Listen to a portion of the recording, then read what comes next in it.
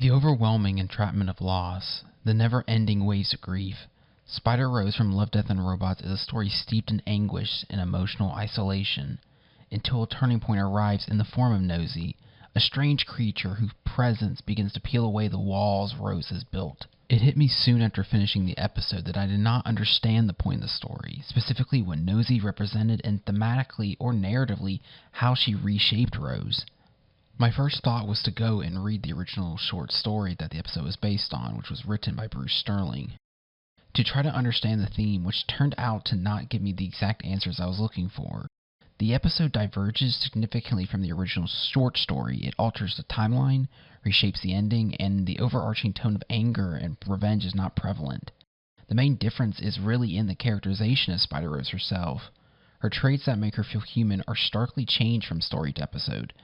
To summarize my confusion, the story centers on Rose and her internal struggles with the loss of her husband. The key changes are twofold: the adoption of Nosy and the eventual revenge against Jade Prime. However, the revenge comes too late and serves mainly to set up as an emotional climax rather than the trigger to a thematic shift. This leaves Nosy's presence as the main impetus. But what exactly does Nosy do to Rose to cause this change? And what theme are the creators ultimately trying to convey? Beginning with the narrative, on first watch I thought that Nosy was supposed to be the device to enable a twist, that Nosy was a hidden method to eliminate Spider-Rose for the investors to gain the crystal when negotiations seemed to not be possible. The rate that Nosy consumed the roaches attached to the time frame of leaving Nosy in Rose's care seemed like an obvious trap. From reading the short story, I found a quote from Rose that makes me start doubting this idea. Rose says the investors were strictly non-aggressive. A pet of theirs would not be dangerous.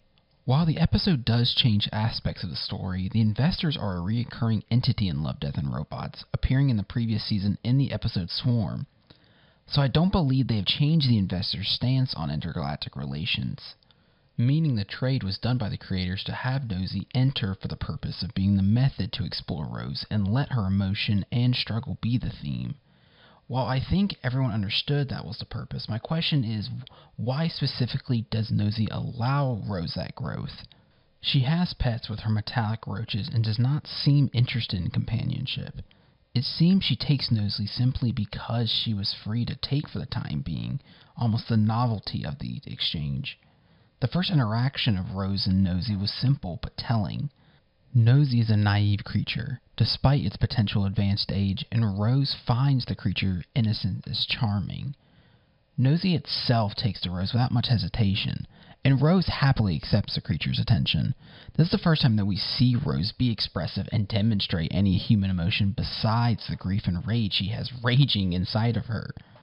Living alone in this webbed station, Rose is not just physically isolated, she's psychologically suspended in time, reliving the trauma of her husband's death in a loop. The asteroid web becomes a metaphor for her inner web of grief, dense, cold, and impossible to escape. She relives the event every time she sleeps and every time she daydreams. It plays on a loop in her mind like a scar that won't fade. The only reprieve is a neural sedative she injects herself with, a temporary chemical silence. The obsession to repay Jade for her husband's death is the sole motivation for her. When the investors arrive, the only trade she is willing to accept is for a weapon to enact her revenge with, not an item to be able to leave her isolation or start a new life. The negotiation reflects Rose's inner state, revealing how her fixation on retribution reflects a desperate, ultimately hollow attempt to reclaim the control over her life she has lost those years ago. At this point in the story, it feels as if Rose herself is rather hollow in her long-term desire or her daily life. Nosy at first is just an interesting task, a genetic mystery that gives Rose some escapism from her own suffering. While the mystery of why Nosy contains such an abundance of genetic material does not take long to be solved, it was not its scientific importance that kept Rose's interest. It was its behavior. The way Nosy responds to Rose's presence with his playfulness and showing signs of affection and comfort with Rose, it doesn't take long for Nosy to become more than a distraction. Rose begins looking forward to its company, not out of obligation or curiosity, but because it brings her moments of joy, however brief, into her otherwise bleak routine. its presence injecting wonder into the cold silence of Rose's station.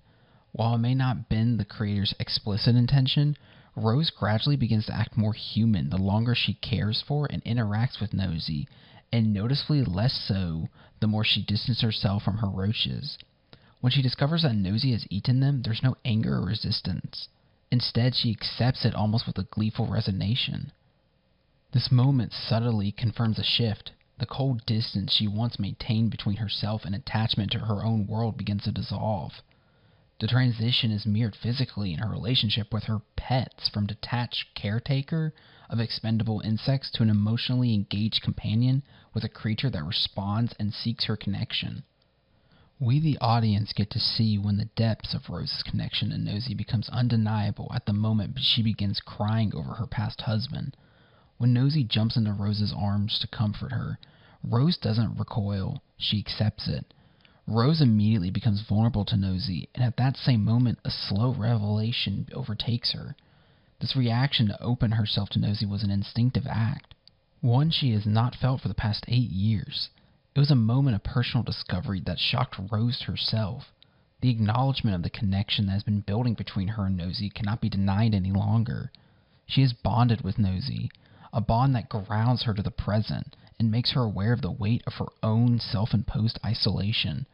The clarity is apparent when she soothes Nosy, but begins soothing herself when she speaks, "I've been out here too long," followed by the vulnerable admission, "I still have friends out there." Nosy is the catalyst used by the narrative to allow Rose to self-reflect on her own wants and put into perspective how her life choices since the death of her husband have not solved any issues or pain, but prolonged it. The conclusion for her self-discovery as it draws near is interrupted by an alarm sounding. A sudden arrival, the embodiment of Rose's shackles to her past. Jade. The lust for revenge rises, filling Rose's mind, and the taunting of Jade does nothing to clear it. Soon after, the station and Jade's ship trade artillery fire. Jade is forced aboard the station to attempt direct combat with Rose to try, and in his own words, finish the job. While the final confrontation delivers intensity, what lingers is not the action, but the emotional clarity that follows. It's here that the purpose of Nosy becomes undeniably clear. Floating through space in a tiny life pod sits Rose and Nosy, a bleak outlook that Rose is fully aware of, and she does the selfless act of choosing herself to be sacrificed for the other being. Hearing me argue this sounds like I believe the theme is altruistic. I don't. The opportunity that forces her to make a difficult decision becomes clear what she must do, because to care for and guard this little creature she is bonded to is her new-found responsibility, and more than that, her purpose. This is where Spider Rose reveals its emotional core. It's not just a tale of revenge or survival, but a story about rediscovering meaning in the wake of loss. After the death of her husband, she returns to her merchant profession out of habit more than desire. Even with the biggest opportunity of her career within reach, she remains fixated, not on building a new future, but on erasing the ghost of her past. A past that has been so focused on that never allowed her the ability to heal and move on, but more importantly, find her life's purpose. Instead, filling the emptiness inside with a rage that burns so hot to try and mask the cold, dark station she calls home. Nosy's arrival interrupts the cycle by quietly shifting her focus away. In caring for him, this strange, curious, and innocent creature, Rose begins to rediscover a sense of agency and meaning. When we see Rose smile at the end, it's not because she has been able to satisfy and enact her revenge on Jade. It's the reality that this small creature has given her fulfillment. Giving Nosy another chance at life allows her to do the same thing her husband did for her, save a loved one, allowing her peace. She is no longer trapped by pain, but fed by the love she chooses to give, replacing the grief she once clung to. For the first time since her loss, she isn't surviving out of habits. She's making a choice rooted in love, not pain. Even in death, she reclaims her agency. She dies not as a victim of her past, but as someone who found peace by protecting something she chose to love.